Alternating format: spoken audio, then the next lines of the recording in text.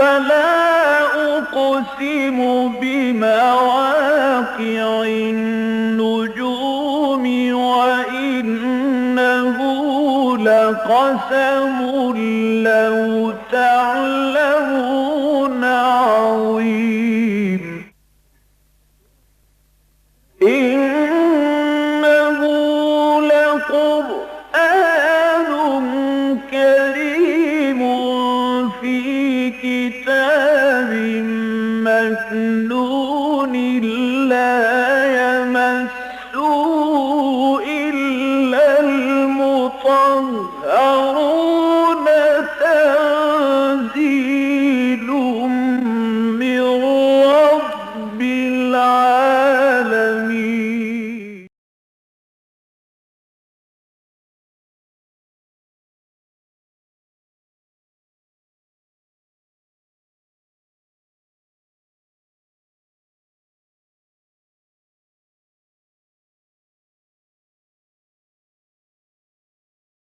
ومن الأعراب من يؤمن بالله واليوم الآخر ويتخذ ما ينفق قربات عند الله وصلوات الرسول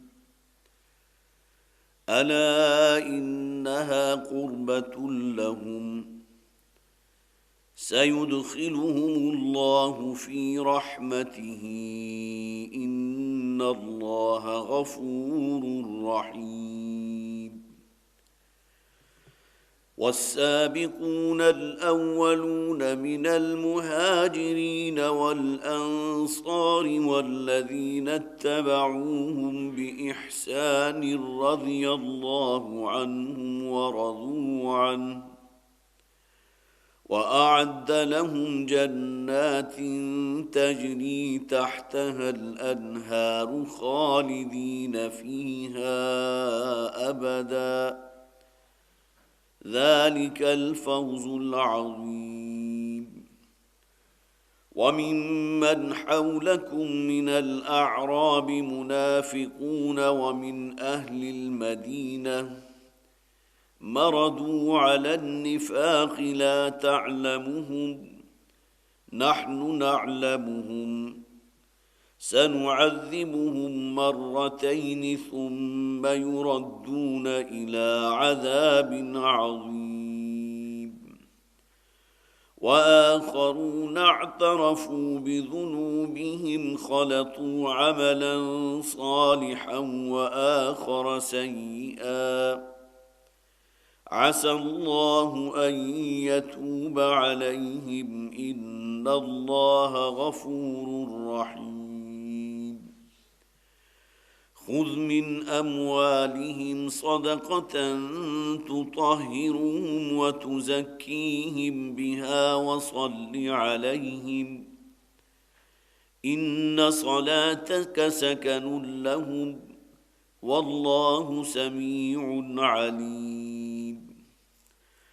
ألم يعلموا أن الله هو يقبل التوبة عن عباده ويأخذ الصدقات وأن الله هو التواب الرحيم وقل اعملوا فسيرى الله عملكم ورسوله والمؤمنون وستردون إلى عالم الغيب والشهادة فينبئكم بما كنتم تعملون وآخرون مرجون لأمر الله إما يعذبهم وإما يتوب عليهم والله عليم حكيم والذين اتخذوا مسجدا ضرارا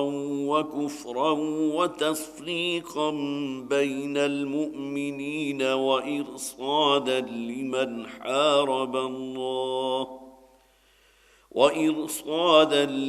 حارب الله ورسوله من قبل وليحلفن إن أردنا إلا الحسنى واللہ یشہد انہم لکاذبون لا تقم فيه أبدا لمسجد أسس على التقوى من أول يوم أحق أن تقوم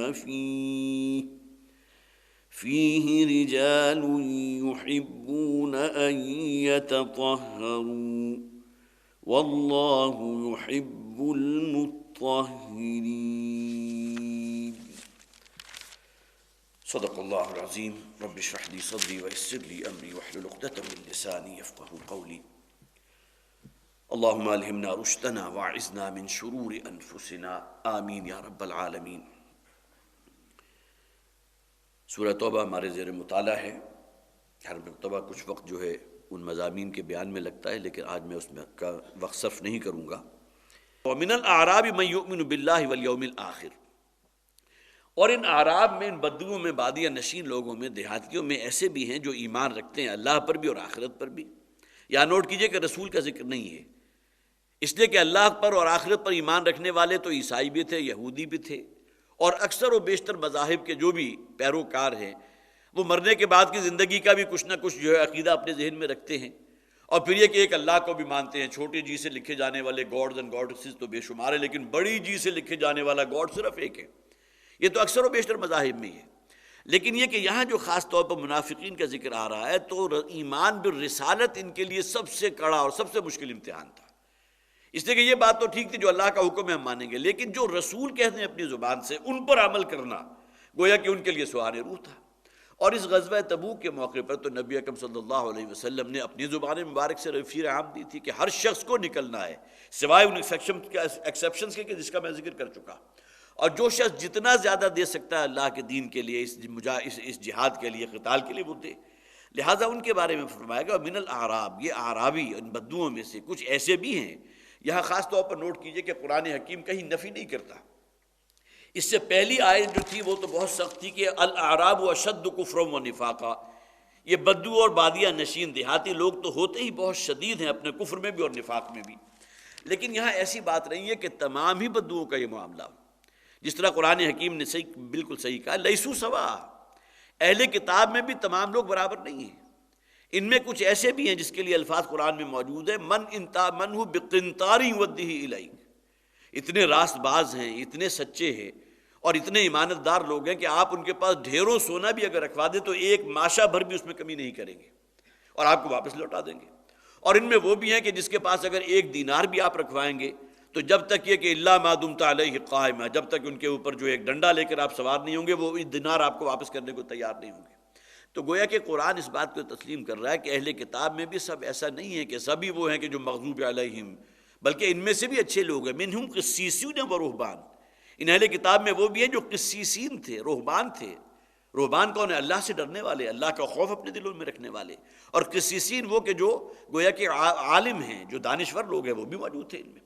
اسی طرح جہاں تک معاملہ ان بدوؤں کا ہے، اعرابیوں کا ہے، اس میں بھی قرآن حکیم نے بالکل نفی نہیں کی کہ یہ تمام کے تمام بہت شدید ہیں اپنے کفر کے اندر بھی اور اپنے نفاق میں بھی. وَمِنَ الْأَعْرَابِ مَن يُؤْمِنُ بِاللَّهِ وَالْيَوْمِ الْآخِرِ، ان بدوؤں میں وہ بھی ہیں کہ جو اللہ پر واقعتاً ایمان رکھتے ہیں، گویا کہ جیسا کہ ایمان رکھنے کا حق ہے، اور آخرت پر بھی ایمان رکھتے ہیں جیسا کہ ایمان رکھنے کا حق ہے. وَيَتَّخِذُ مَا يُنْفِقُ قُرُبَاتٍ عِندَ اللَّهِ، اور پھر یہ کہ جو شے بھی اللہ کے راستے میں خرچ کرتے ہیں، جو انفاق کرتے ہیں، اسے ذریعہ بناتے ہیں اللہ کے قرب کا، گویا کہ اللہ کے ساتھ اپنے تعلق کو مضبوط کرنے کا ایک ذریعہ بناتے ہیں. وصلوات الرسول، اور اللہ کے رسول کی دعائیں لینے کے جو ہے بےتاب رہتے ہیں. یہ کون لوگ ہیں؟ یہ بھی انہی بدوؤں میں سے ہیں، انہی بادیہ نشینوں میں سے ہیں. لیکن ان میں جو شخص اپنے نفاق پر ہے تو نفاق میں بھی انتہائی اجڑ ہے، انتہائی اڑیا ہے. اور ان کا تو وہ معاملہ سورہ حجرات کے اندر موجود بھی ہے کہ ان الذین ینادونک من وراء الحجرات اکثرهم لا یعقلون. یہ جو بدو آتے ہیں کہیں دوسری بستیوں سے اور آ کر حضور کے حجرے کے باہر کھڑے ہو کر بہت بلند آوازی سے یا محمد اخرج علینا، اے محمد نکلو باہر، ہم آپ سے بات کرنا چاہتے ہیں. تو پھر یہ کہ اس کے بارے میں قرآن نے کہہ دیا کہ بہت ہی نادانی کا معاملہ ہے. ان کے اندر گویا کہ عقل، فہم اور تہذیب نام کی کوئی شے نہیں ہے. ان الذین ینادونک من وراء الحجرات اکثرهم لا یعقلون وَلَوْ أَنَّهُمْ صَبَرُوا حَتَّى تَخْرُجَ إِلَيْهِمْ، کاش کہ یہ صبر سے کام لیتے اور اس طرح جو ہے بہت اونچی آواز سے آپ کو آوازیں نہ لگاتے تو کہیں ان کے لیے بہتر ہوتا ہے. تو ان اعرابیوں میں دونوں اقسام موجود ہیں، ایک اپنے کفر اور نفاق میں انتہائی شدید وہ بھی ہے، اور ان میں وہ بھی ہیں کہ جو ایمان رکھتے ہیں اللہ پر اور آخرت پر، اور جو خرچ کرتے ہیں اللہ کے لیے، اللہ کے دین کے لیے، اللہ کے راستے میں، اسے ذریعہ بناتے ہیں اللہ کے قرب کو حاصل کرنے کا، وہ صلوات الرسول، اور اللہ کے رسول کی دعائیں لینے کا، الا انہا قربۃ لہم، یقیناً یہ باتیں ان کے لیے اللہ کا قرب کا ذریعہ ہی بنے گی۔ جس شخص کی نیت صحیح ہے، ایک شخص وہ ہے جو خرچ تو کر رہا ہے کہ اس کے حضور نے حکم دے دیا نکالنا ہے، لیکن ساتھ ہی اپنے دل میں سمجھ رہا ہے کہ یہ تو میرے اوپر ایک جرمانہ ہے، یہ تو تاوان ہے، یہ تو ایک بھتہ ہے جو میرے اوپر عائد کر دیا گیا، اس کا معاملہ بالکل اور ہوگا۔ اور ایک وہ شخص ہے جو خرچ کر رہا ہے، جس طرح کہ میں نے آپ کے سامنے رکھا تھا، ایک وہ وہاں کے انصاری صحابی تھے ابو عقیل انصاری رضی اللہ تعالیٰ عنہ، گھر میں کچھ نہیں تھا، کئی وقت کے فاقے پڑتے تھے ان کو۔ جب حضور کی ندا آئی ہے تو ساری رات ایک یہودی کے باغ کے اندر محنت کی ہے، صبح اس نے ایک توڑا کھجوروں کا دیا، تھوڑا سا اپنے گھر والوں کے لیے رکھ لیا، اس لیے کہ بہرحال گھر میں بیوی بھی ہے، بچے بھی ہیں، ان کے لیے بھی کھانے کو کچھ چاہیے، اور بقیہ تمام کھجوریں لا کر حضور کی خدمت میں پیش کر دی کہ اس غزوہ تبوک کے لیے آپ نے نفیر عام دی تھی، لہٰذا میری طرف سے یہ ہدیہ ہے۔ حضور نے اتنا اکرام فرمایا کہ اس ڈھیر کو، ان تھوڑی سی کھجوروں کو اس ڈھیر کے سب سے اوپر رکھ دیا، گویا کہ اللہ کی نگاہ میں ان کا جو مرتبہ ہے، ان کے اندر جو خلوص تھا، جس طرح انہوں نے ساری رات محنت کی ہے، تو اللہ تعالیٰ تمہارے چہروں کو یا تمہارے ظاہر کو تو نہیں دیکھتا، وَلَٰكِن يَنظُرُ إِلَىٰ مَا فِي قُلُوبِكُمْ، اللہ دیکھتا ہے جو شے تمہارے دل کے اندر موجود ہے۔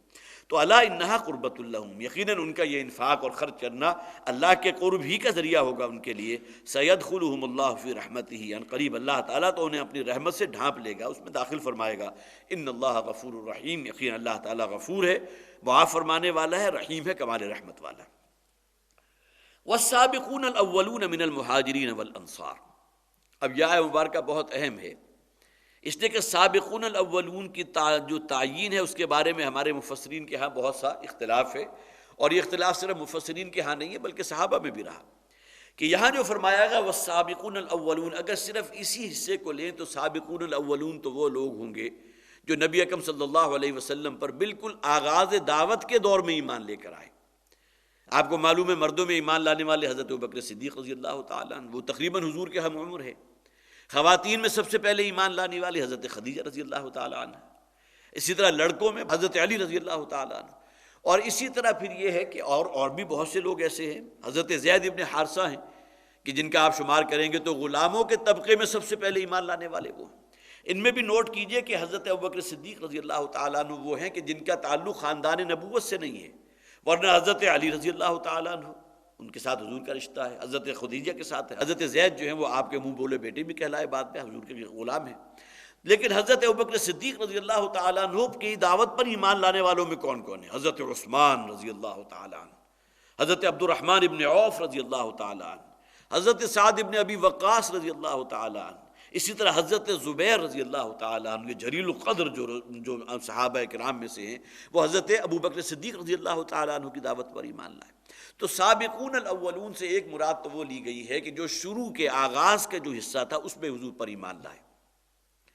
دوسری رائے یہ ہے کہ ہجرت سے پہلے جو حضور پر ایمان لے آئے وہ سابقون الاولون ہیں، اس لیے کہ آگے الفاظ آ رہے ہیں من المہاجرین، مہاجرین میں سے، لہذا آگے اس کی جو بھی تعیین ہے اس کو تھوڑا سا اور ایکسپینڈ کیا گیا، اور یہ کہا گیا کہ غزوہ بدر سے پہلے جو حضور پر ایمان لے آئے وہ السابقون الاولون من المہاجرین اس میں آ گئے۔ لیکن آگے والانصار بھی آ گیا کہ سابقون الاولون میں سے بھی بہت سے وہ ہیں جن کا تعلق انصار مدینہ سے ہے۔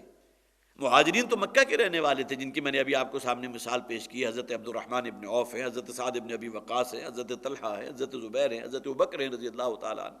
لیکن یہ کہ انصاریوں میں سے کون تھے جو بیعت عقبہ اولیٰ کے موقع پر، بیعت عقبہ ثانیہ کے موقع پر جو ایمان لائے، ان کا شمار بھی السابقون الاولون من المہاجرین والانصار میں ہو جائے گا۔ اور اس کے بعد پھر ایک رائے یہ بھی ہے کہ نبی اکرم صلی اللہ علیہ وسلم نے جو بیعت رضوان لی تھی فتح مکہ سے پہلے، اس وقت تک جو ایمان لے آئے ان کا شمار بھی السابقون الاولون میں ہوگا۔ یہ تمام آراء آپ کو ملتی ہے تفاسیر کے اندر، اور ظاہر ہے کہ اس میں قطعاً کسی درجے میں بھی ہمیں صرف اسی ایک رائے کو لیں گے اس کی ضرورت نہیں ہے، جبکہ صحابہ کرام میں بھی اس کا اختلاف موجود ہے، تو لہٰذا ہمیں بھی اس دائرے کو ایکسپینڈ یا اس کو اور وسیع کرنے کے اندر ہمیں قطعاً کوئی تردد نہیں ہونا چاہیے۔ تو والسابقون الاولون من المہاجرین والانصار، وہ لوگ کہ جو اولین تھے، مسابقت کرنے والے تھے ایمان لانے والوں میں سے، من المہاجرین، جن کا تعلق مہاجرین سے بھی تھا، والانصار، اور ان کا تعلق انصاریوں سے بھی تھا۔ بلکہ اس میں ایک رائے رہ گئی، چونکہ میں چھوٹی نوٹس بنا لیتا، اس میں یہ لکھی ہوئی تھی، اچانک میری نظر پڑی. ایک رائے ہے اور معتدبے حضرات اس کے قائل ہیں کہ والسابقون الاولون من المہاجرین والانصار سے مراد وہ لوگ ہیں کہ جو نبی اکرم صلی اللہ علیہ وسلم پر تحویل قبلہ کے حکم سے پہلے ایمان لا چکے تھے. گویا کہ وہ کہ جنہوں نے حضور کی اقتداء میں نمازیں ادا کی جبکہ آپ نماز ادا کرتے تھے استقبال قبلتین مکے میں رہتے ہوئے، کہ بیک وقت آپ کے سامنے بیت اللہ بھی موجود ہے اور اسی سیدھ میں آگے بیت المقدس بھی موجود ہے. اور اس کے بعد جب حضور آ گئے 16-17 مہینے حضور کے بیتے ہیں مدینہ میں، بالکل ابتدائی دور ہجرت کے بعد، کہ جب تک کہ آپ کے اللہ کا حکم نہیں آیا تھا اور آپ نے اپنے رخ کو بیت الحرام کی طرف، کعبہ کی طرف نہیں کیا، بلکہ جو شریعت چل رہی تھی اسی کے مطابق اپنا رخ جو ہے نماز پڑھتے ہوئے بیت المقدس کی طرف رکھا. تو ایک رائے جو ہے وہ بڑی سٹرونگ یہ بھی ہے کہ وہ صحابہ یا وہ حضور پر ایمان لانے والے جب تک کہ تحویل قبلہ کا حکم نہیں آیا تھا اس وقت تک جو حضور پر ایمان لے آئے تھے ان کا تعلق گویا کہ انہی اسی طبقے سے ہے، والسابقون الاولون من المہاجرین والانصار. اب اگلے الفاظ نوٹ کیجئے، والذین اتبعوہم باحسان. اس کے بارے میں بھی بہت سی آراء ہیں.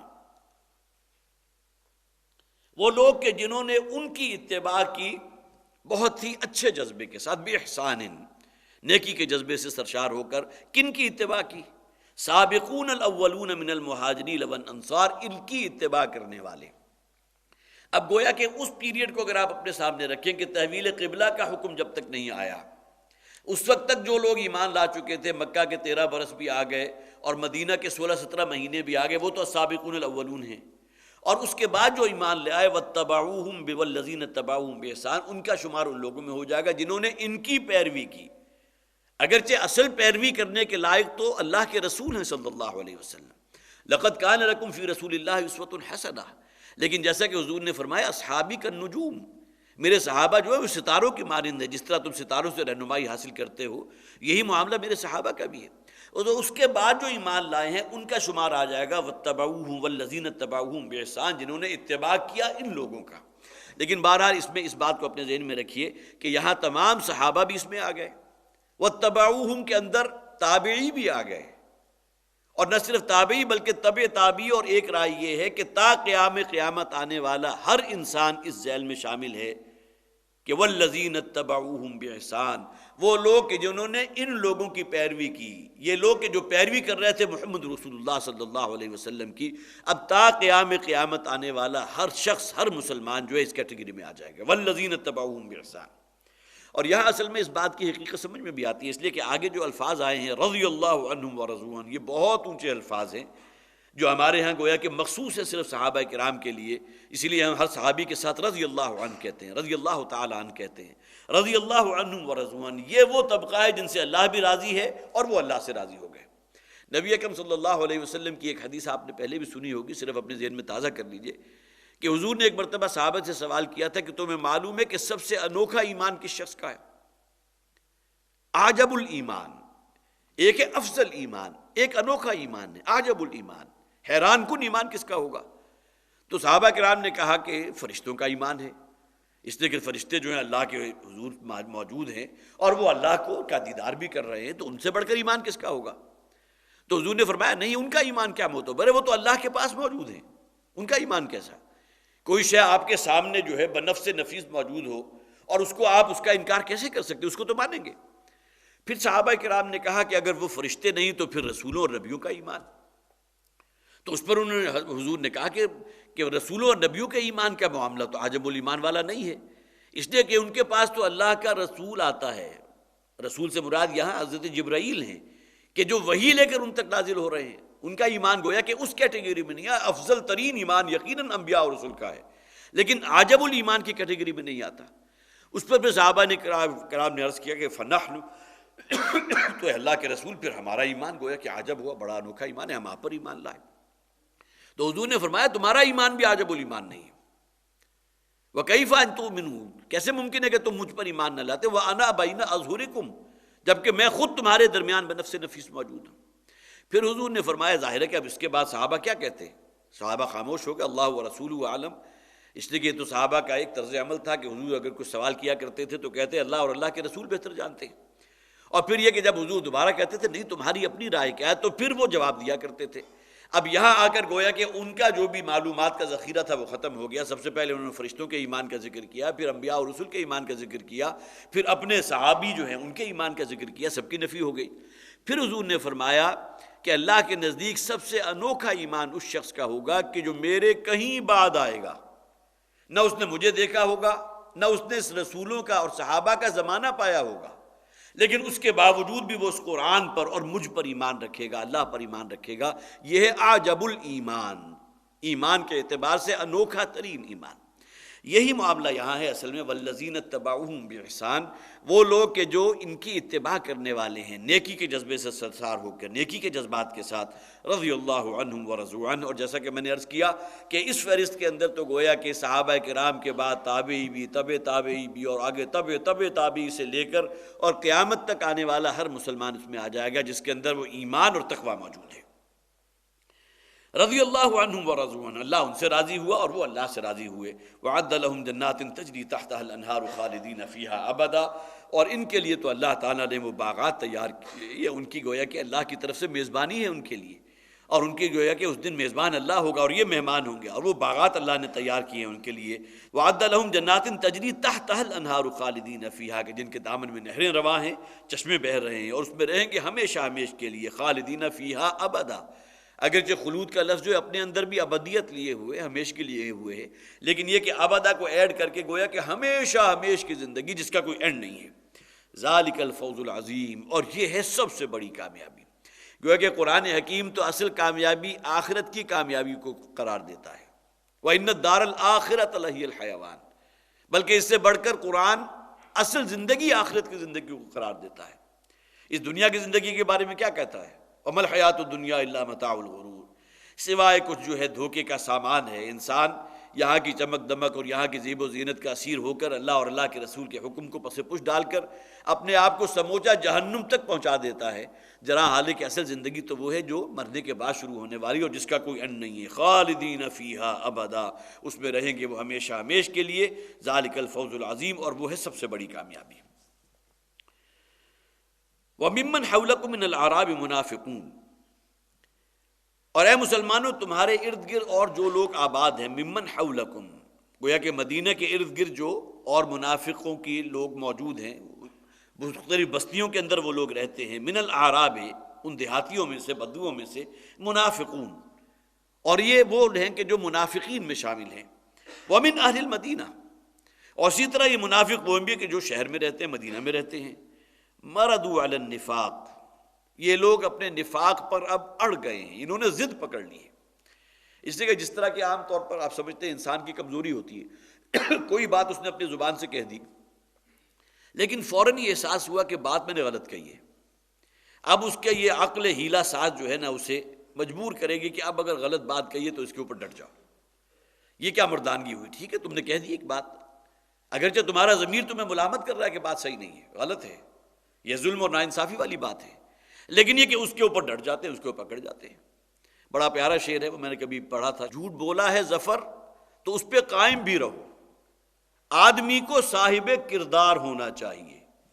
گویا کہ یہ بھی ایک صاحب کردار ہونے کی علامت ہے ان لوگوں کے نزدیک کہ اگر جھوٹ بولا تو اس کے اوپر ڈٹ جاؤ. اب یہ گویا کہ انسان کی پستی کی اور اس کی رذالت کی آخری حد ہے. انسانیت، اور جسے ہم شرف انسانیت کہیں گے، جسے ہم شرف آدمیت کہیں گے، وہ کیا ہے؟ اگر انسان سے غلطی ہوئی ہے کہ کسی اعتبار سے کوئی جھوٹی بات اس نے کہہ دی ہے لیکن فوراً ہی اسے احساس ہو گیا کہ میں نے غلط بات کہہ دی، تو انتہائی پشیمانی اور خجالت کے ساتھ انسان جو اسے رجوع کر لے. حضرت آدم علیہ السلام کا جو معاملہ ہوا تھا، غلطی ہوئی تھی، یہ کہا جا سکتا ہے، قرآن نے کہا فَعَصَىٰ آدَمَ رَبَّهُ فَغَوَىٰ. آدم نے اپنے رب کی نافرمانی کی تھی اور وہ بہک گیا تھا، قرآن نے کہا.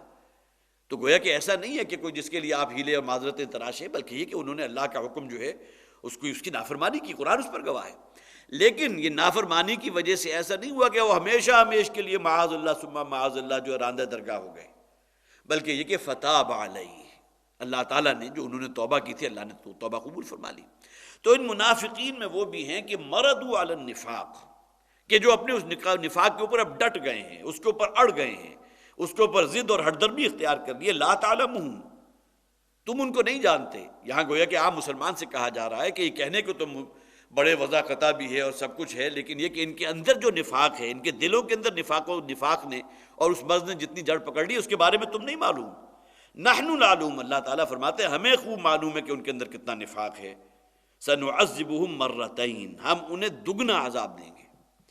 اس لیے کہ ایک شخص تو وہ ہے جو حالت کفر میں ہے، حالت شرک میں ہے، اسی کے اندر اس کا جو ہے ہلاکت ہو گئی، ابو جہل اس کی مثال ہے، لیکن وہ بھی اپنے اس باطل دین کے لیے ڈٹ کر میدان میں آیا، اس نے گویا کہ اپنے دین کا دفاع کیا۔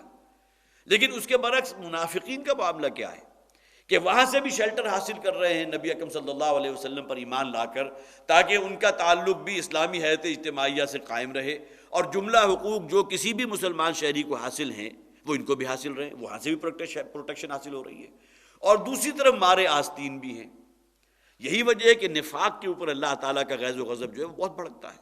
کبر مقتا عند اللہ ان تقولوا ما لا تفعلون، منافقت کا سب سے بڑا مظہر کیا ہے؟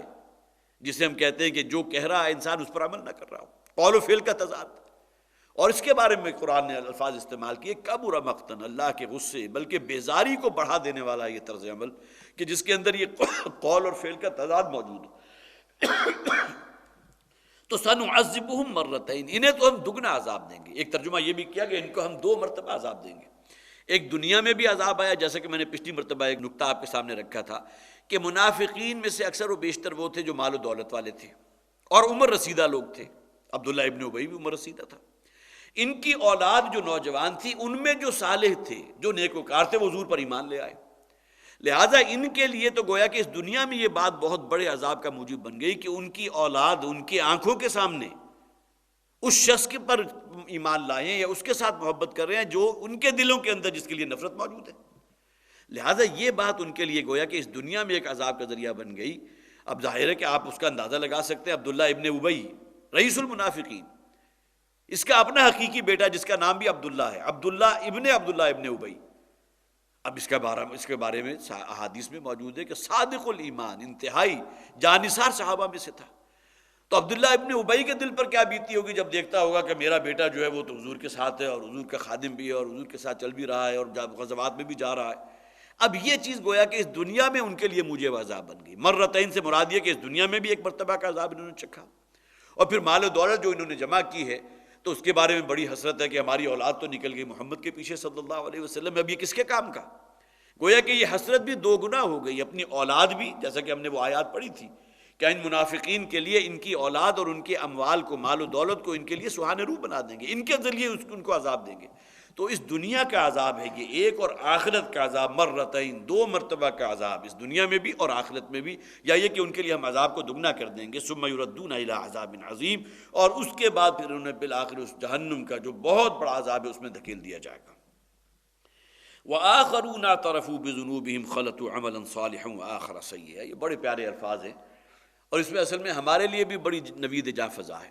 مجھے یاد ہے کم و بیش بھی کوئی 25 برس سے بھی شاید پہلے کی بات ہوگی، اس وقت ہماری قرآن اکیڈمی کے یہ اوپر کی مسجد تعمیر نہیں ہوئی تھی، صرف نیچے بیسمنٹ تھی۔ تو مولانا ابو الحسن علی ندوی رحمۃ اللہ علیہ، جو بہت ہی مایہ ناز، جنہیں مولانا علی میاں بھی کہتے ہیں، اور یہ انڈیا کے، بھارت کے، لکھنؤ کے وہ ہیں، اور بہت ہی جنہیں آپ کہیے کہ ٹاپ کے چند علماء کا اگر نام لیا جائے تو ان کے اندر اب وہ انتقال کر چکے، اللہ تعالیٰ انہیں غریق رحمت کرے، اعلیٰ علیین میں جگہ عطا فرمائے۔ وہ آئے تھے اور انہوں نے ایک خطاب کیا تھا قرآن اکیڈمی میں بیسمنٹ میں۔ ظاہر ہے کہ بیسمنٹ کا بہت لائبریری ہال جو ہے بہت چھوٹا سا تھا، لیکن اس وقت تک یہ ڈاکٹر صاحب کو بھی یہاں ماڈل ٹاؤن میں شفٹ ہوئے کوئی زیادہ عرصہ نہیں بیتا تھا۔ انہوں نے موضوع بنایا تھا اس آیت کو، مجھے آج تک یاد ہے، وآخرون اعترفوا بذنوبهم خلطوا عملا صالحا وآخر سیئا، اور اس میں انہوں نے یہ کہا تھا کہ یہ ہمارے لیے بڑی نوید جاں فضا ہے کہ ہمارا معاملہ وہ ہے کہ ہمارے اندر سیرت و کردار کے اعتبار سے بھی کچھ نہ کچھ کمی بھی ہے، کوتاہی بھی ہے، لیکن جذبہ صحیح ہے۔ پھر اعمال کے اگر دامن کا جائزہ لیا جائے تو نیک اعمال بھی ہیں، خیرات بھی ہے، صدقات بھی ہیں، اور نیکیوں کے اور بھی بہت سے اعمال ہیں، لیکن ساتھ کچھ نہ کچھ نجاستیں بھی ہیں، کوئی برائیاں بھی لگی ہوئی ہیں۔ تو فرمایا گیا کہ ان لوگوں کے بارے میں یہ آیت جو ہے واقعتاً بہت بڑی بلیسنگ ہے، وہ لوگ وآخرون اعترفوا بذنوبہم، جنہیں اپنے گناہوں کا بھی اعتراف ہے، خلطوا عملا صالحا وآخر سیئا، اس لیے کہ ان کے اعمال صالحہ جو ہیں، نیک اعمال، وہ بھی خلط ملت ہو گئے ان کے ایسے اعمال سے جو سیئہ ہیں، جو اعمال سیئہ ہیں، جو گناہ کے اعمال ہیں۔ عسى اللہ ان یتوب علیہم، امید ہے کہ اللہ تعالیٰ ان لوگوں کی توبہ بھی قبول فرما لے گا۔ گویا کہ یہاں اصل جسے آپ شاہ درہ کہیں گے وہ تو توبہ ہے، کہ جو لوگ اس کیٹیگری میں ہیں لیکن یہ کہ صدق دل سے اللہ کے حضور توبہ کرتے رہتے ہیں اور اپنے ان گناہوں سے بچنے کی حد الامکان کوشش کرتے ہیں، اس کے باوجود پھر کہیں جو ہے کسی گناہ کے اندر انسان جو ہے معصوم من الخطا تو ہے نہیں، الانسان مرکب من الخطاء والنسیان۔ تو اس حوالے سے آیہ مبارکہ اگر آپ اس کا مفہوم عام لیں گے تو اس اعتبار سے بہت بڑی بلیسنگ ہے ہمارے لیے، لیکن خاص طور پر 3 صحابہ بلکہ 6 صحابہ کا ذکر آتا ہے کہ جو اس آیت کے پس منظر میں جن کا ذکر غزوہ تبوک کے معاملے میں ہے۔ پہلے ترجمہ کر لیجئے، وآخرون، اور ان رہ جانے والوں میں سے کچھ وہ بھی ہیں، اعترفوا بذنوبہم، جنہیں اپنے گناہوں کا اعتراف ہو گیا، خلطوا عملا صالحا، انہوں نے ملا دیا، خلط ملت کر دیا نیک اعمال کو، وآخر سیئا، اور دوسرے اعمال وہ ہیں کہ جو بد اعمال ہیں، کچھ برائیاں بھی ہیں، عسى اللہ ان یتوب علیہم، امید ہے اللہ تعالیٰ ان کی توبہ قبول فرما لے گا، ان اللہ غفور الرحیم، یقین اللہ تعالیٰ غفور اور رحیم ہے۔ جسے مفہوم خاص کہیں گے اس کے حوالے سے تقریباً تمام تفاسیر نے حضرت ابو لبابہ ابن عبد المنذر رضی اللہ تعالیٰ عنہ کا واقعہ لکھا ہے۔ یہ صادق الایمان لوگوں میں سے تھے۔ پھر ذہن میں رکھیے غزوہ تبوک چونکہ اس سورہ مبارکہ کا اصل موضوع ہے، لہذا جگہ جگہ آپ کو وہ آیات ملیں گی کہ جو بالکل فٹ ہو جاتی ہیں ان حالات واقعات میں۔ تو حضرت ابو لبابہ اور ان کے ساتھ 6 اور مزید صحابہ تھے جو ان کے قریبی دوستوں میں سے تھا، مدینہ کے رہنے والے اچھے لوگوں میں سے تھے، اس معنی میں کہ روپیہ پیسہ بھی تھا، کچھ گھوڑے سے کچھ سواریاں بھی تھیں، کچھ اور بھی تھا، لیکن یہ کہ عین اس موقع کے اوپر ان پر کچھ سستی اور کاہلی غالب آ گئی۔ انہوں نے کوئی جھوٹی قسم نہیں کھائی، کوئی بہانہ نہیں تراشا، بلکہ اپنے تئیں اس بات کے منتظر رہے کہ وہ بہت دور کا سفر ہے، ہمارے پاس جو ہے بڑی تیز رفتار سواریاں موجود ہیں، تیز رفتار گھوڑا بھی ہے، اونٹ بھی ہے، اور ہم 6 افراد جو ہیں حضور یہاں سے نکل جائیں، 3-4 منزلیں جب باہر چلے جائیں گے تو ہم نکلیں گے، اور ہم جو گویا کہ وہ جو اصل جسے آپ ڈیسٹینیشن کہیں گے یا جو اسے آپ ٹارگٹ کہیں گے تبوک، اس سے کہیں پہلے جا کر نبی اکرم صلی اللہ علیہ وسلم کے ساتھ مل جائیں گے۔ یہ ان کے دل کے اندر تھا، جس کی بنیاد پر ان سے سستی ہوئی، غفلت ہوئی، یہ شامل نہیں ہو سکے۔ اب وہ خود کہتے حضرت ابو لبابہ رضی اللہ تعالیٰ عنہ کہ ہم یہ سوچتے تھے تاکہ 2 دن گزر گئے، 4 دن گزر گئے، پھر وہ معاملہ آ گیا کہ اب ہم نے سوچا کہ اب خواہ ہم اپنی سواریوں کو کتنا ہی تیز رفتاری سے نہ دوڑا لیں، ہم حضور تک نہیں پہنچ سکتے، لہذا مایوس ہو کر گویا کہ وہ وہی مدینہ میں رہ گئے۔ جب حضور واپس آئے تو اب اس درجے پشیمانی اور اس درجے خجالت اور اس درجے شرمندگی تھی کہ یہ حضور کو فیس نہیں کر سکتے تھے۔ اب دیکھیے ایک معاملہ ان منافقین تھا کہ جو رہے ہیں اس بنیاد پر کہ جھوٹی قسمیں بھی کھائیں، جھوٹے بہانے بھی تراشیں، اس کے بالکل برعکس معاملہ ہے حضرت ابو لبابہ رضی اللہ تعالیٰ عنہ اور ان کے 6 ساتھیوں کا۔ اور انہوں نے پھر کیا کیا کہ جب حضور واپس آ گئے تو اپنے آپ کو لے جا کر ان 6 کے 6 نے مسجد نبوی کے جو ستون تھے ان کے ساتھ بندھوا دیا کہ جب تک اللہ کے رسول ہمیں خود اپنے ہاتھوں سے آ کر آزاد نہیں کریں گے، ہم گویا کہ ہمارے لیے کھانا پینا بھی ختم ہے اور ہمارے لیے آرام کرنا بھی ختم ہے، ہم یہی لگے رہیں گے۔ اب روایات میں ہے کہ کئی روز گزر گئے، اللہ کے رسول صلی اللہ علیہ وسلم ان کی طرف جو ہے وہ کوئی ان سے اغماض برت رہے ہیں، ان کی طرف کوئی رغبت حضور کی نہیں ہے، سلام کر رہے ہیں تو حضور جواب بھی نہیں دے رہے۔ اب اس کی وجہ سے ان کی کیفیت اور زیادہ، جسے آپ کہیے، ظاہر ہے کہ آپ سوچ سکتے ہیں کہ جس شخص کو محبت ہوگی، جتنی گہری محبت ان لوگوں کو حضور کے ساتھ ہوگی، اور اب صورتحال یہ ہے کہ نمازیں بھی ادا ہوئی اس مسجد میں، لیکن یہ کہ یہ بندھے ہوئے اس کے ساتھ۔ کئی روز گزر گئے، یہاں تک کہ وہ فقر و فاقہ اور نہ کھانے پینے کی وجہ سے بے ہوش ہو کر گویا کہ وہ بندھے ہوئے تھے تو وہیں لٹک گئے۔ اس وقت پھر یہ آیت نازل ہوئی ہے کہ جس میں گویا کہ اللہ تعالیٰ نے یہ نوید دی ہے کہ اللہ نے ان لوگوں کی وآخرون اعترفوا بذنوبہم، کچھ وہ لوگ بھی تھے کہ جنہوں نے اپنے اس گناہ کا جو ان سے ایک کوتاہی کا معاملہ ہوا تھا، جو غفلت و سستی کا معاملہ ہوا تھا، اس کا انہوں نے اعتراف کر دیا، اور آ کر انہوں نے حضور سے کہا تھا کہ حضور ہماری کوئی مجبوری نہیں ہے، ہمیں بھی زبان دی ہے اللہ نے، ہم بھی چاہیں تو بہت سی جو ہے مجبوریاں اپنی اور بہت سی معذرتیں ہم بھی تلاش کر سکتے ہیں جس طرح کہ منافقین نے کیا، لیکن یہ کہ ہمارے پاس کوئی عذر نہیں ہے، آپ جو سزا ہمیں دینا چاہتے ہیں دیں، ہم اپنے آپ کو یہ سزا دے رہے ہیں کہ اپنے آپ کو مسجد کے ستونوں کے ساتھ باندھ دیا۔ پھر یہ آیہ مبارکہ نازل ہوئی ہے تو نبی اکرم صلی اللہ علیہ وسلم نے پھر اپنے دست مبارک سے ان کی جو ہے رسیاں وہ کھولی ہیں، اور پھر اس کے بعد گویا کہ ان کے لیے یہ بات جو ہے بڑی ایک خوشخبری کی باعث ہوئی کہ اللہ تعالیٰ نے ان کے اس جرم کو جو وہ اپنے نزدیک وہ جرم سمجھتے تھے، اور یقیناً جو ہے اس جو ایمان کے معیار کو اپنے سامنے رکھے تو ظاہر ہے کہ اس درجے کی بات تو نہیں ہے، جبکہ حضور وہ شخص ہے جو حضور کے جلوہ میں کیا اور اتنا طویل سفر کیا ہے۔ ایک یہ تھے کہ جو بیٹھ رہے تھے اور اس بنیاد پر کہ ہمارے پاس بڑی تیز رفتار سواریاں موجود ہیں۔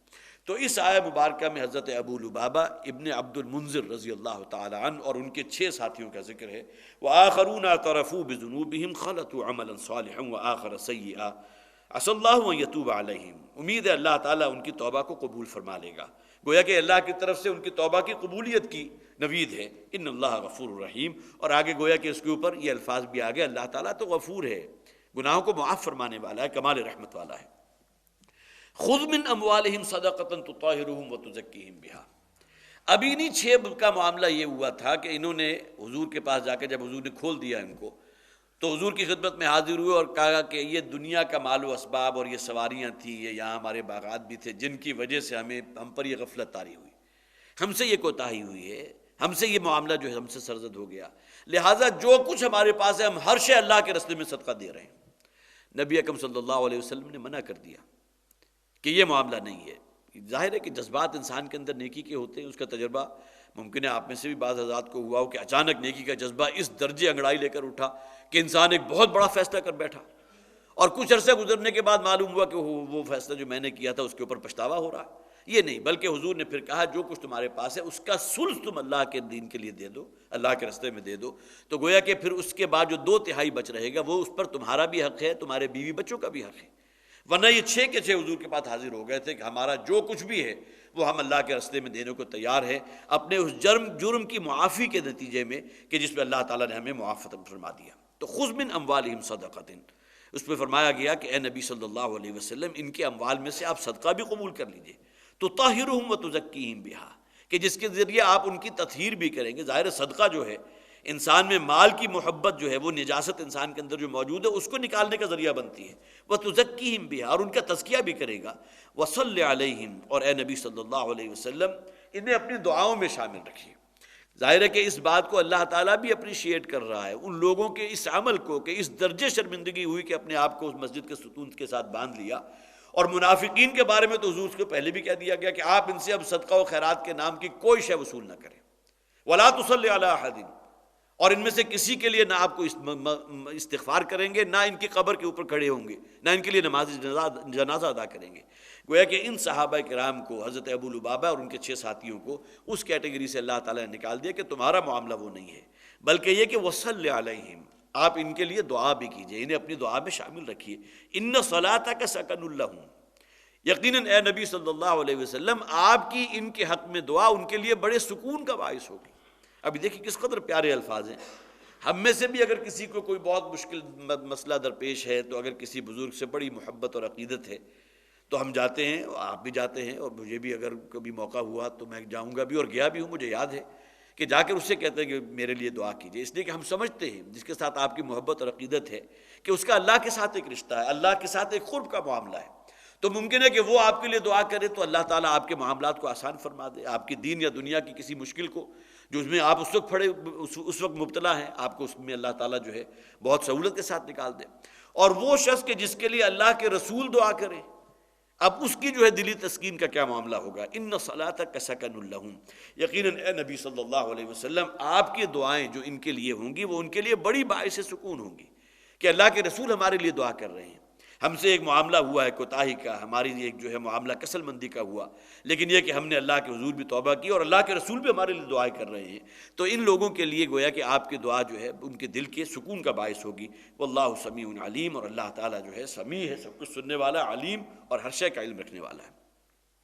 وصلی علیہم سے یہاں ترجمے 2 لیے گئے. ایک تو منافقین کے بارے میں حضور کو منع کر دیا گیا تھا کہ ان کی نماز جنازہ آپ ادا نہیں کریں گے. عبداللہ ابن ابی کی نماز جنازہ حضور نے ادا کی، حضرت عمر نے روکا لیکن اس کے باوجود ادا کی. اور دوسرے آپ کو منع کر دیا گیا تھا آپ ان کے لیے استغفار نہیں کریں گے. وصلی علیہم میں گویا کہ دونوں ہی چیزیں مراد ہیں کہ ان لوگوں کا معاملہ جنہوں نے اپنے گناہوں کا اعتراف کیا، ایسا نہیں ہے کہ ان کا معاملہ اس کیٹیگری میں شامل ہو گیا، لہٰذا انہیں آپ اپنی دعا میں بھی شامل کیجئے، ان کے لیے استغفار بھی کیجئے. وصلی علیہم، اور ان میں سے اگر کسی کا انتقال ہو جائے تو ایسا نہیں ہے کہ اب یہ بھی چونکہ پیچھے رہ جانے والوں میں سے تھے لہٰذا یہ بھی منافقین میں سے ہیں. اللہ تعالیٰ جانتا ہے ان کی دلی کیفیت کو، لہٰذا آپ ان کی نماز جنازہ بھی ادا کیجیے. الم یعلموا ان اللہ هو يقبل التوبۃ عن عباده، کیا وہ یہ حقیقت نہیں جانتے کہ اللہ تعالیٰ توبہ کا قبول فرمانے والا ہے اپنے بندوں کے لیے. جو شخص بھی صدق دل سے اللہ کے حضور توبہ کرے گا اللہ تعالیٰ قبول فرما لے گا، لیکن شرائط کڑی ہیں. توبہ کے ضمن میں ان کو پھر اپنے ذہن میں تازہ کر لیجیے۔ توبہ کی اولین شرط کیا ہے؟ احساس ندامت، احساس شرمندگی، پشیمانی۔ قطرے جو تھے میرے عرق انفعال کے، موتی سمجھ کے شان کریمی نے چن لیے۔ انسان کے اوپر شرمندگی اور خجالت کی وجہ سے اس کے ماتھے کے اوپر اگر کوئی پسینے کے قطرے آتے ہیں، اللہ کو بڑے محبوب ہیں۔ تو شرط اول اس کی شرمندگی اور پشیمانی ہے۔ شرط دوم تجدید ایمان ہے، الا من تاب وآمن وعمل عملا صالحا۔ کسی گناہ کبیرہ میں اگر انسان ملوث ہو جائے تو گویا کہ وہ ایمان اس کے دل سے نکل گیا، جیسے کہ حضور نے فرمایا کہ جب بھی کوئی شخص کسی گناہ کا ارتکاب کرتا ہے تو ایمان اس کے دل سے نکل کر اس کے سر پر پرندے کی طرح منڈلانے لگتا ہے۔ تجدید ایمان اس کی دوسری شرط۔ اور تیسری شرط یہ ہے کہ ایک مرتبہ اس گناہ کو چھوڑ کر اعمال صالحہ والے طریقے کو اپنا لے، اس رستے کے اوپر گامزن ہو جائے۔ یہ تین شرائط جو ہیں وہ توبہ کی ہیں۔ تو اس کے بارے میں فرمایا کہ انہیں معلوم نہیں ہے کہ اللہ تعالیٰ اپنے بندوں کی توبہ قبول فرماتا ہے۔ ان اللہ ویقبل التوبۃ عن عبادہ ویأخذ الصدقات، اور ان کے صدقات کو بھی لے لیتا ہے۔ اخذ یاخذ لینے کے معنی میں ہے، لیکن یہاں قبول فرما لیتا ہے۔ ظاہر ہے کہ صدقات و خیرات تو انسان کسی ضرورت مند کو دے گا، یا دین کے لیے کوئی جد و جہد ہو رہی ہے تو اس کے لیے اپنا روپیہ پیسہ صرف کرے گا۔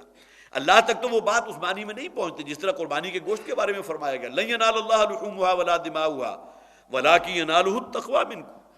خواہ کتنے ہی لاکھوں روپے خرچ کر کے کوئی شخص کوئی جانور قربان کر رہا ہے تو اس کا نہ گوشت اللہ تک پہنچے گا نہ اس کا خون پہنچے گا۔ ہاں تقوی اگر موجود ہے، خلوص نیت ہے، وہ جانور جو خریدا گیا ہے وہ بھی حرام نہیں تھا، حلال اور طیب مال میں سے تھا، تو اللہ کے ہاں قبول ہو جائے گا۔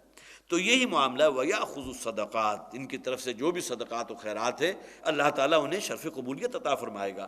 وَأَنَّ اللَّهُ هُوَ التَّوَّابُ الرَّحِيمُ، اور اللہ تعالیٰ یقیناً التواب ہے، توبہ کا قبول فرمانے والا، الرحیم ہے، کمال رحمت فرمانے والا۔ وَقُلِ اعْمَلُوا فَسَيَرَى اللَّهُ عَمَلَكُمْ وَرَسُولُهُ، اور اے نبی ان سے کہہ دیجئے، یہاں کون رہے؟ یہ جو منافقین میں سے، ان سے کہیے ٹھیک ہے، اس لیے کہ جب حضور واپس لوٹ آئے تو آ کر پھر انہوں نے کہا کہ ہم گواہی دیتے ہیں آپ اللہ کے رسول ہیں، ہم اللہ پر ایمان رکھتے ہیں، اللہ کے رسول پر ایمان رکھتے ہیں، آخرت پر ایمان رکھتے ہیں۔ یہ تو ان کی ایک گواہی ہے جو زبان سے دے رہے ہیں، لیکن ان کے دل کے اندر تو نفاق تھا نا، لہذا فرمایا گیا قُلِ اعْمَلُوا، اے نبی ان سے کہہ دیجئے ٹھیک ہے، ابھی تمہاری آئندہ زندگی جو بھی باقی ہے اس میں تم اعمال کرو، تمہاری سیرت و کردار ہم بھی دیکھ لیں گے کیسی ہے۔ فَسَيَرَى اللَّهُ عَمَلَكُمْ وَرَسُولُهُ وَالْمُؤْمِنُونَ، تمہارے اعمال، تمہاری سیرت و کردار، قول و فعل کا تضاد اگر تمہاری آئندہ زندگی میں بھی اسی طرح کنٹینیو کرتا ہے جیسا کہ پہلے تھا تو اللہ بھی دیکھ رہا ہے، اللہ کے رسول بھی دیکھ رہے ہیں، اور اہل ایمان والمؤمنون وہ بھی دیکھ رہے ہیں، ان کی نگاہوں کے سامنے ہے۔ اگر کوئی شخص فرض کیجئے کہ وہاں کا رہنے والا بظاہر مسلمان ہے، لیکن یہ کہ فحش گوئی کرنے والا ہے، بے حیائی کی باتیں کرنے والا ہے، اور لوگوں کو بھی معلوم ہے، اور حضور نے کہہ دیا کہ بے حیائی کی باتیں اور فحش گوئی کرنے والا مومن نہیں ہو سکتا، تو اس کے معنی کیا ہوئے کہ حقیقی ایمان اس کے دل میں موجود نہیں ہے، ہر مسلمان کو پتہ ہے۔ لہٰذا عام مسلمانوں کو، مومنین کو بھی اس فہرست میں شامل کر دیا گیا کہ تمہارا سیرت و کردار جو ہے تمہارے اعمال کا ایک ظاہر ہے، ایک اس کا باطن ہے، باطن یقیناً اللہ کے علم میں ہے، لیکن تمہارا قول و فعل ہے، تمہاری سیرت و کردار ہے، تمہارا انداز ہے اس دنیا میں زندگی بسر کرنے کا، وہ اللہ بھی دیکھ رہا ہے، اللہ کے رسول بھی دیکھ رہے ہیں، والمومنون، اور مومنین بھی اس کا مشاہدہ کر رہے ہیں۔ وَسَتُرَدُّونَ إِلَىٰ عَالِمِ الْغَيْبِ وَالشَّهَادَةِ، اور پھر عنقریب اس دنیا میں آنکھ بند ہوتے ہی تمہیں لوٹا دیا جائے گا اس ہستی کی جانب جو ہر غیب اور ہر کھلی اور ہر ڈھکی چیز کی جاننے والی ہے۔ فَيُنَبِّئُكُم بِمَا كُنتُمْ تَعْمَلُونَ، اور پھر وہ جتلا دے گی تمہارے تمام اعمال جو تم نے کیے تھے۔ یہاں بھی ایک خاص طور پر میں نے حدیث نوٹ کی تھی، نبی اکرم صلی اللہ علیہ وسلم نے فرمایا، ابن کثیر میں یہ حدیث موجود ہے، کہ کسی شخص کے نیک عمل کو دیکھ کر فوراً متاثر نہ ہو جایا کرو۔ اب عام حالات میں یہ الفاظ جو ہیں کچھ ایسے محسوس ہوئے تھے، لیکن بہرحال اس حدیث کا حوالہ وہاں موجود نہیں ہے، لیکن ہمارے ہاں جب بھی کوئی درس قرآن یا کوئی اس تفہیم قرآن کا ذکر ہوگا تو ابن کثیر تفسیر جو ہے اس میں گویا کہ بڑی بنیادی حیثیت رکھتی ہے، اس میں حدیث موجود ہے کہ کسی شخص کے اعمال دیکھ کر فوراً خوش نہ ہو جایا کرو کہ بڑا اور اس کے بارے میں آدمی انسان کر لے کہ لو یہ تو جنتی ہے۔ کسی ایک شخص کا کوئی ایک عمل دیکھ لیا اور اس کے بارے میں فتویٰ صادر کر دیا یہ تو جنتی ہے، یہ جنت میں جائے گا، اس لیے کہ حضور نے فرمایا بلکہ اس کے لیے اس نیک عمل پر استقامت کی دعا کیا کرو۔ آگے الفاظ کیا ہیں؟ اس لیے کہ کچھ معلوم نہیں کہ موت کے وقت اس کے دل کی کیفیت کیا ہو۔ اس لیے کہ اس ضمن میں تو نبی اکرم صلی اللہ علیہ وسلم کی ایک بڑی طویل حدیث ہے اور بہت ہی خوبصورت حدیث بھی ہے۔ اس کا آخری حصہ کیا ہے؟ حضور فرماتے ہیں کہ کوئی شخص تمام زندگی بڑے نیک اعمال کرتا ہے، متقیوں والے اعمال کرتا ہے، اور پھر اہل ایمان اور اعمال صالحہ وہ تمام چیزیں اس کی زندگی میں نظر آتی ہیں، لیکن مرنے سے کچھ عرصہ قبل جو ہے اس کی کایا کلپ ہوتی ہے اور بد اعمال کے اندر مبتلا ہو جاتا ہے، گناہ کمانے لگتا ہے، فسق و فجور والی زندگی اختیار کر لیتا ہے۔ الفاظ یہ ہیں کہ یہاں تک کہ وہ نیک اعمال کرتے کرتے اس کے اور جنت کے مابین صرف ایک ہاتھ کا فاصلہ رہ جاتا ہے، تاہم کہ اس کی زندگی کے اندر ایک تبدیلی واقع ہوتی ہے اور وہ مرتا ہے اس حالت میں کہ اب اس کی ابدی زندگی جو ہے وہ جہنم کے نظر ہو جاتی ہے۔ اللہ تعالیٰ نہ کرے کہ ہمارا شمار ان لوگوں میں ہو۔ اور اس کے برعکس ایک شخص وہ ہے کہ جو بد اعمال کر رہا ہے، جس کی پوری زندگی بدیوں سے برائیوں سے جو ہے وہ، لیکن یہ کہ اللہ تعالیٰ موت سے پہلے اس کی زندگی میں ایک انقلاب لے آتا ہے، وہ اعمال صالحہ کرنے لگتا ہے، نیک اور مومن اور متقی بن جاتا ہے، اور بالآخر وہاں بھی الفاظ یہ ہے کہ یہاں تک کہ وہ بدعمالیوں کی وجہ سے اس کے اور جہنم کے مابین ایک ہاتھ کا، ایک ذراع کا فاصلہ رہ جاتا ہے، تاکہ اس کی زندگی میں انقلاب آتا ہے، وہ نیکوکاروں کے اعمال کرنے لگتا ہے، ایمان اور جہاد کے تقاضے ادا کرتا ہے، اور بالآخر جو ہے اس کے نتیجے میں اللہ تعالیٰ ابدی زندگی میں اسے راحت عطا فرماتا ہے، جنت اس کے لیے لکھ دی گئی۔ تو گویا کہ اس حوالے سے حضور نے جو فرمایا تو بالکل صحیح تھا کہ کسی شخص کے کسی ایک بات کو دیکھ کر خوش نہ ہو جایا کرو، اس کے بارے میں فیصلے نہ کر دیا کرو کہ یہ تو بڑا اللہ والا ہے، یہ تو بڑا جناب جنتی ہی جنتی ہے، اس لیے کہ کچھ نہیں کہا جا سکتا کہ اس کی زندگی کا آخری پیریڈ یا آخری دورانیہ جو ہے کس کیفیت میں بسر ہو۔ تو اس حوالے سے گویا کہ ہمارے لیے ایک لمحہ فکریہ یہ یقیناً ہے کہ جتنی بھی مہلت عمر ابھی باقی ہے اس میں اللہ تعالیٰ سے ہمیں صدق دل سے دعا کرنی چاہیے، اور خود بھی اس کے لیے ایک جد و جہد کرنی چاہیے، ایک عزم اور ارادہ ہمیں اپنے اندر پالنا چاہیے کہ کہیں ایسا نہ ہو کہ ہماری زندگی کا آخری پیریڈ جو ہے کہیں ان اعمال کے اندر کہیں بسر ہونے لگے کہ جس کے نتیجے میں اللہ نہ کرے کہ جہنم جو ہے ہمارا ماوا مقدر بن جائے، معاذ اللہ ثم معاذ اللہ۔ قُلِ اعْمَلُوا فَسَيَرَى اللَّهُ عَمَلَكُمْ وَرَسُولُهُ وَالْمُؤْمِنُونَ وَسَتُرَدُّونَ إِلَىٰ عَالِمِ الْغَيْبِ وَالشَّهَادَةِ۔ اے نبی ان سے کہیے کہ ٹھیک ہے تم اپنے عمل جاری رکھو، تمہاری سیرت و کردار اللہ کی نگاہ میں بھی ہے، اللہ کے رسول بھی دیکھ رہے ہیں، مومنین بھی دیکھ رہے ہیں، اور پھر یہ کہ بالآخر تمہیں اس ہستی کی طرف لوٹا دیا جائے گا کہ جو ہر ظاہر اور چھپی شے کی جاننے والی ہے، فَيُنَبِّئُكُم بِمَا كُنتُمْ تَعْمَلُونَ، اور پھر تمہیں باور کروا دیا جائے گا تمہارے تمام اعمال جو تم نے کیے۔ وَآخَرُونَ مُرْجَوْنَ لِأَمْرِ اللَّهِ، دیکھیے پہلی آیت جو تھی اس سے 3 آیات پہلے بھی ہم نے پڑھا تھا، وَآخَرُونَ اعْتَرَفُوا، ان پیچھے رہ جانے والوں میں سے کچھ وہ بھی ہیں جنہوں نے اپنی گناہوں کا اعتراف ہو گیا، حضرت ابو لبابہ رضی اللہ تعالیٰ عنہ اور ان کے 6 ساتھی جنہوں نے اپنے آپ کو مسجد کے ستون سے باندھ لیا تھا۔ اب 3 صحابہ اور بھی ہیں، ان کا ذکر آگے آئے گا، اس ضمن میں بڑی خوبصورت ایک طویل ترین احادیث میں سے ہے بخاری شریف کی، اس کا انشاءاللہ مطالعہ بھی کریں گے۔ وَآخَرُونَ مُرْجَوْنَ لِأَمْرِ اللَّهِ، 3 افراد ایسے بھی تھے جن کا 118 نمبر آیت میں ذکر آ جائے گا، لیکن یہاں عمومی انداز میں کہا گیا کچھ پیچھے رہ جانے والوں میں سے وہ بھی تھے مرجون لامر اللہ، کہ جن کے معاملے کو اللہ تعالیٰ نے کچھ عرصہ طویل کر دیا، جو اللہ کے حکم آنے سے پہلے ایک حالت رجا میں رہے کچھ عرصہ، اور روایات میں 50 دن ان پر وہ بیتے تھے کہ جس میں یہ دنیا کی زندگی ان کے لیے اس درجے تلخ ہو گئی تھی تو وہ سمجھتے تھے کہ اس زمین کا پیٹ ہمارے لیے بہتر ہے کہ ہم اس میں زندہ دفن کر دیے جائیں، ایسی کیفیت ان کی ہو گئی تھی۔ اور ان میں سے 3 وہ تھے، حضرت کعب ابن مالک رضی اللہ تعالیٰ عنہ، حضرت مرارہ ابن ربیع رضی اللہ تعالیٰ عنہ، حضرت ہلال ابن امیہ۔ جیسا کہ میں نے عرض کیا ایک آیت نمبر 118 میں ان کا ذکر آئے گا، تو انشاءاللہ طویل بہت ہی تفصیل کے ساتھ وہ طویل حدیث بھی ہم پڑھیں گے۔ ان میں سے وہ بھی ہے کہ جن کے معاملے کو اللہ تعالیٰ نے گویا کہ کچھ عرصہ لٹکا دیا اور انہیں امید و بیم میں رکھا، اما یعذبہم او اما یتوب علیہم، کہ چاہے تو اللہ تعالیٰ ان کو اسی دنیا میں عذاب دے، ان کے اوپر کوئی سخت سزا مسلط کر دے، و اما یتوب علیہم، یا اللہ تعالیٰ ان کے اس گناہ کو معاف فرما دے۔ یہ بھی پیچھے رہ جانے والوں میں سے تھے۔ واللہ علیم حکیم، اور اللہ تعالیٰ ہر شے کا علم رکھنے والا، کمال حکمت والا ہے۔